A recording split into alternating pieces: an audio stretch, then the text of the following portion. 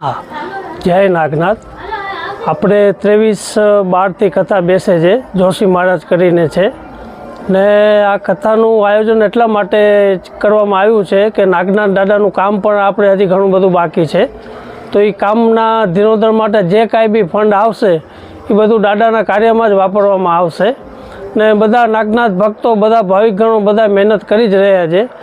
હજી ફંડ એકઠું તો થયું છે પણ હજી થોડું ઘણું હજી જરૂરત છે. એમ કે અંદર હજી નાગનાથ દાદાનું કામ છે, એમાંય કામનો પણ ચાંદી થોડીક ખૂટે છે. બીજું ફરતું એની બાઉન્ડ્રી છે એમાં પણ થોડું ઘણું કામ છે. એટલે એ બધું કામ કરવાનું જ છે, પણ પહેલે આ વોટરપ્રૂફિંગ કલર કામ થઈ જશે પછી આપણે આ દાદાનું વારા પરથી વારા બધું કામ કરવાનું છે. જય નાગનાથ.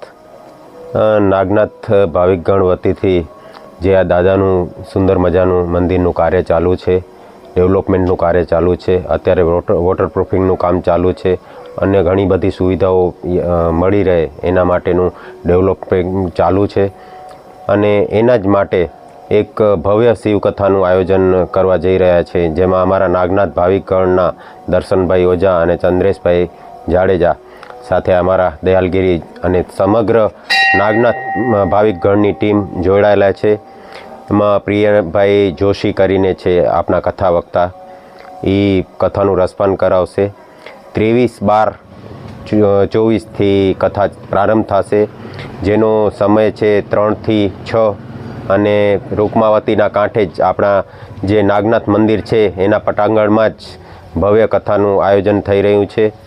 અને જેમાં સંપર્ક સૂત્ર તરીકે દર્શનભાઈ ઓઝા અને ચંદ્રસિંહ જાડેજા, એના સાથે સાથે બંને પૂજારી શ્રી દયાલગરીજી અને એ લોકો પણ જોડાયેલા છે.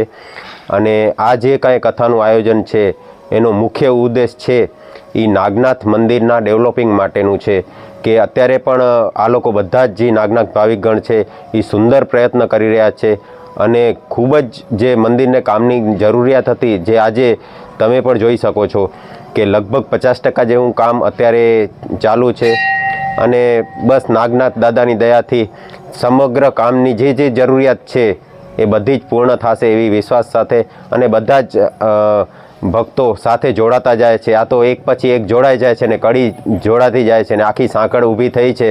અને આ બધાના કારણે અત્યારે પણ આપ નિહાળી રહ્યા છો કે અત્યારે વોટરપ્રૂફિંગનું કામ ચાલુ છે, હજી અંદર ચાંદીનું કામ પણ બીજું કરવાનું છે, અંદર ડેવલપિંગ છે, ફેન્સિંગ છે, બાઉન્ડ્રી છે, આવું બધું જ ઘણું બધું કામ બાકી છે.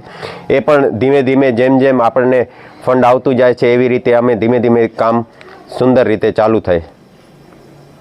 વધુમાં જણાવું કે આજે ભવ્ય શિવકથાનું આયોજન થઈ રહ્યું છે, ખૂબ સુંદર વક્તા છે. અને એનો માંડવીની પ્રજા અને આજુબાજુની તમામ પ્રજાને એક વિનંતી છે કે આપ જરૂર કથાનો લાભ લેજો. અને હું તો એમ કહું છું કે જો પહેલે દિવસ કથાનો તમે લાભ લેશો તો સળંગ આપને પોતાને ઈચ્છા થશે કે હું સતત 7 દિવસ 9 દિવસ સુધી કન્ટિન્યુ આવીશ. તો આપ અચૂક આ કથાનો લાભ લેજો. જય નાગનાથ.